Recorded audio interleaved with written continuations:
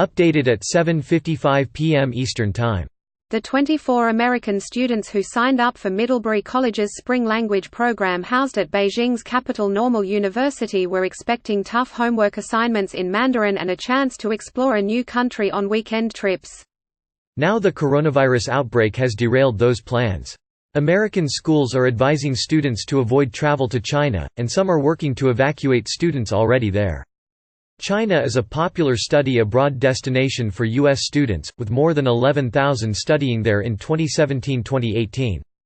On Thursday, the World Health Organization declared coronavirus a global emergency and the U.S. issued a "Do Not Travel" advisory for China.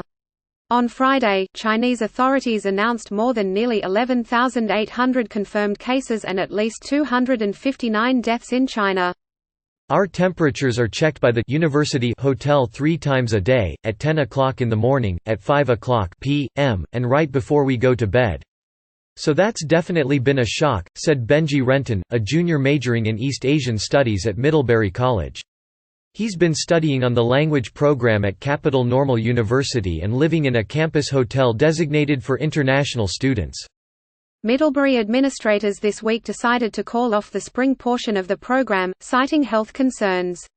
Dozens of other American universities have issued travel notices this week, advising students and staff not to travel to China for the foreseeable future because of the new coronavirus. Some American students in China are scrambling to leave as soon as possible, anxious that additional travel restrictions may soon prevent U.S.-bound flights from China. Meanwhile, China's education ministry announced this week that spring semester would be postponed, while many Chinese schools, universities and nursery schools say they are indefinitely suspending it and have sealed off campuses from students and professors. A self-imposed quarantine, in which administrators voluntarily sealed off Capital Normal University, has meant the Middlebury program administrators, who are based off campus, could not reach the campus to plan an evacuation face-to-face with the students. Renton, who has been to China many times before and is able to navigate the language and the bureaucracy, has become an intermediary, coordinating with program directors working to get him and his fellow students home. This week, Renton corralled remaining students to help them close their Chinese cell phone plans and bank accounts before they leave China this weekend. He's helped cancel train tickets and arrange cars to the airport. Renton has also gone on grocery runs for the group and organized group meals, to relieve some of the tension. The university canteen only serves breakfast. Students can't leave without explicit permission and takeout delivery people can't enter.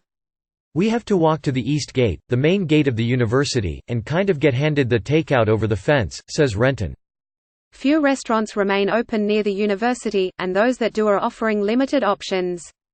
Administrators at the Inter-University Program for Chinese Language Studies at Beijing's Tsinghua University also decided to cancel the rest of its spring semester this week. Some of the 40 or so U.S. students are hoping to work out an alternative to continue their studies, perhaps through online courses, while others may transfer to similar programs in Taiwan.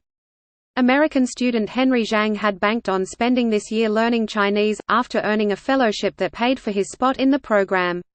Now, Zhang is debating his next steps from his family's ancestral hometown of Nanchang in Jiangxi Province, which neighbors Hubei, the province hit hardest by the coronavirus.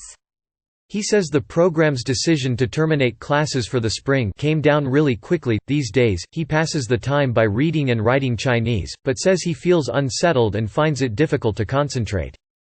Renton, the Middlebury junior, will be able to complete his language credits back home this spring. As soon as it's safe to do so, he plans to return to China. China has always been a very wonderful country, and I've been fascinated by it, he says. I've traveled and I've studied. I've worked here. And I just want to continue kinda because I see China as some part of my future. Renton plans to fly out Saturday, one of the last people in his program to leave China.